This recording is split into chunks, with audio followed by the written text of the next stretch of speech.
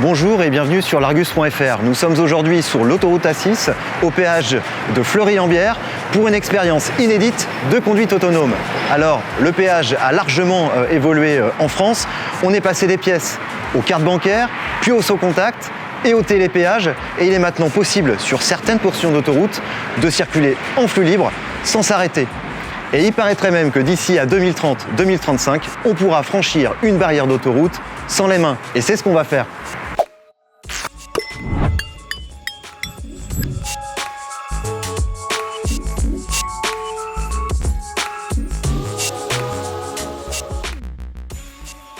Alors je suis à bord du prototype Valeo Cruise for You avec deux techniciens qui vont nous indiquer un petit peu comment tout ça fonctionne. Alors ça, c'est un prototype qui est développé par Valeo, c'est bien ça, hein? Oui, c'est un véhicule avec un niveau d'automatisation 3 voire 4 en fonction des situations, on travaille dessus. Et donc là, l'idée, c'est donc dans ces travaux de recherche sur les niveaux d'automatisation, de permettre au véhicule de passer une section de péage dans lesquelles il n'y a pas de marquage, dans lesquelles les voies sont très larges, et donc aider le véhicule par la communication entre le péage, donc l'infrastructure qui gère le péage, et le véhicule qui va recevoir des messages lui indiquant quelles sont les voies ouvertes et lui donnant des indications pour pouvoir s'orienter, se guider et accéder au bon endroit.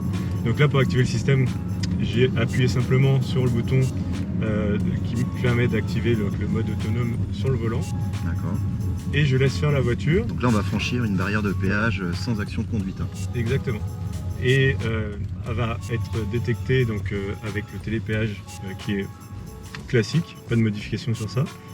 Et une fois que c'est ouvert, donc la voiture donc, reçoit les informations confirmant que la barrière est bien ouverte et qu'elle peut continuer à rouler et rejoindre la section courante. Alors je suis avec monsieur Benazouz Bradaï, directeur de recherche et d'innovation véhicules autonomes chez Valeo. Bonjour monsieur Bradaï. Bonjour. Alors depuis quand développez-vous ce prototype Cruise for You et comment fonctionne-t-il dans les grandes lignes?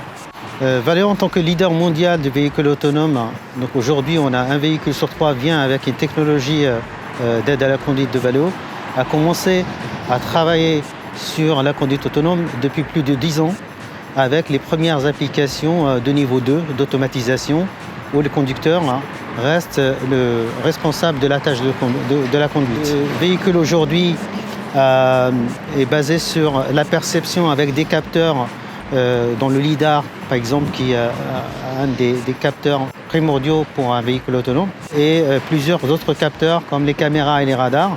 On fait une fusion de données de toutes ces informations provenant de ces capteurs-là et on prend une décision sur l'action à faire sur le véhicule. Alors cette technologie, Cruise for You, elle suppose qu'on puisse être en conduite autonome sur autoroute à 130 km/h. Vous pensez que ça sera possible quand en Europe et en particulier en France? Un véhicule de niveau 4 d'automatisation qui est capable de gérer ces cas d'usage de péage, de passage automatique de télépéage, sera possible entre 2030 et 2035 parce que ça demande que l'infrastructure doit être équipée.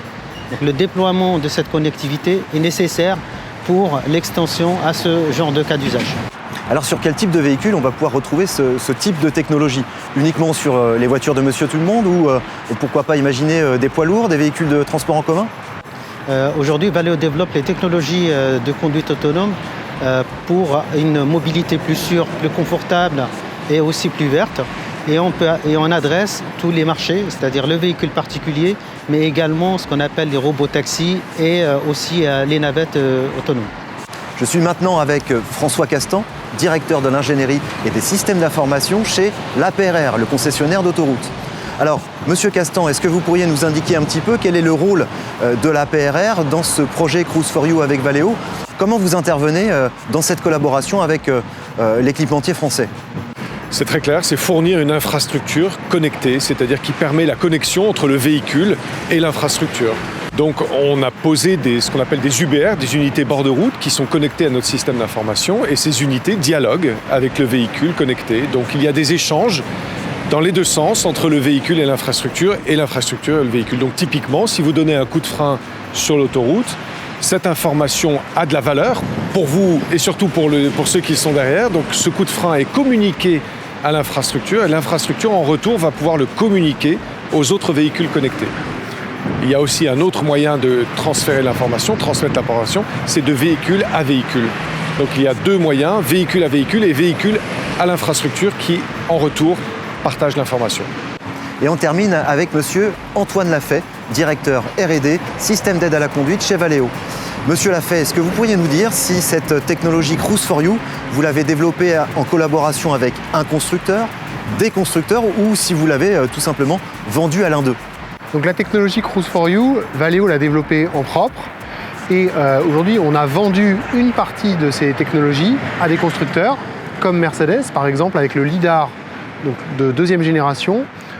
C'est une brique essentielle pour le véhicule autonome de niveau 3 et de niveau 4. Et cette technologie, qui est complètement embarquée et développée dans le cadre de Cruise4You, est vendue à des constructeurs comme Mercedes, mais aussi Stellantis pour la prochaine génération du lidar. Et un lidar, c'est quoi exactement? Donc un lidar, c'est un capteur essentiel à la conduite autonome, puisque c'est quelque chose qui va permettre de voir ce que l'œil humain ne peut pas voir. Le principe, c'est un rayon laser qui va balayer l'environnement pour créer une cartographie 3D en temps réel extrêmement précise pour savoir où les objets, les piétons, les autres véhicules sont positionnés sur la route. La conduite autonome compte 5 niveaux. Le niveau 3 est autorisé en France depuis le 1er septembre 2022. À ce jour, seuls les Mercedes classe S et EQS et la BMW série 7 à partir du printemps prochain ont obtenu l'homologation de leur système pour ce niveau de conduite automatisée. En France, le niveau 3 de conduite autonome permet de ne pas tenir le volant lorsque 3 conditions sont réunies. Rouler à une vitesse maximale de 60 km/h, sur route à chaussée séparée par un terre-plein central et interdite aux piétons et aux vélos. Vous l'avez compris, la technologie du prototype Valeo Cruise4You ne peut pas encore être utilisée sur nos routes en France. Elle pourra l'être lorsque les pouvoirs publics auront décidé d'étendre la conduite autonome à la circulation sur autoroute. Voilà pour cette expérience de conduite autonome sur autoroute. N'hésitez pas à nous dire dans vos commentaires si vous êtes prêts à voir débarquer la conduite autonome sur autoroute pour que ces barrières ne deviennent plus qu'un lointain souvenir. Quant à moi, je vous dis à très bientôt pour une prochaine vidéo sur l'Argus.fr.